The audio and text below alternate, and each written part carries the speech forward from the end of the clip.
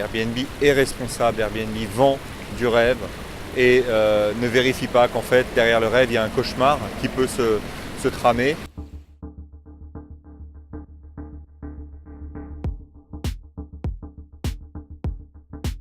Il y a 2 ans, j'ai loué une maison avec ma femme et mes 3 enfants à Ibiza, effectivement, une location qui était sur le site Airbnb et désignée, vendue par Airbnb comme une villa parfaite pour les enfants, parfaite pour les familles.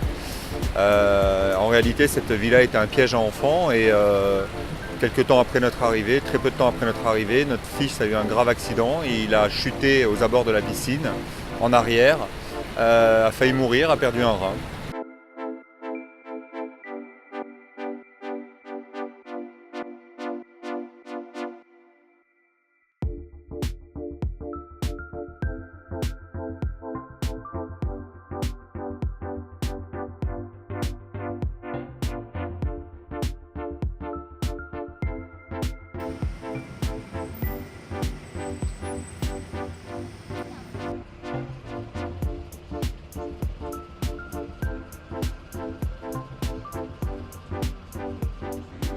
L'action est une action du désespoir, c'est David contre Goliath, c'est un citoyen qui se lève contre une multinationale.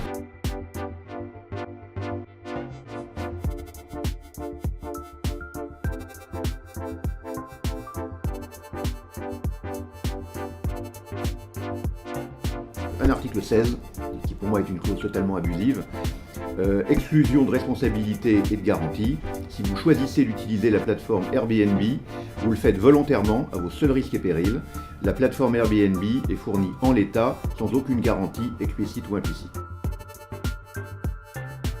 Il faut que ces plateformes collaboratives, Airbnb notamment, qui est une des plus connues aujourd'hui, et qui a les moyens de ses ambitions, donc il faut aussi qu'ils collaborent avec une responsabilité, qu'ils prennent leur responsabilité justement par rapport aux consommateurs. L'affaire de la famille Ozana est loin d'être un cas isolé. Parmi les 15 millions d'utilisateurs français de la plateforme Airbnb, de nombreux cas similaires ont été enregistrés. Il y a quelques jours, une femme a contacté Monsieur Ozana sur Twitter. Elle lui a raconté avoir perdu son père des suites d'une intoxication au monoxyde de carbone dans un logement Airbnb. Aujourd'hui, les deux familles font face à un véritable vide juridique.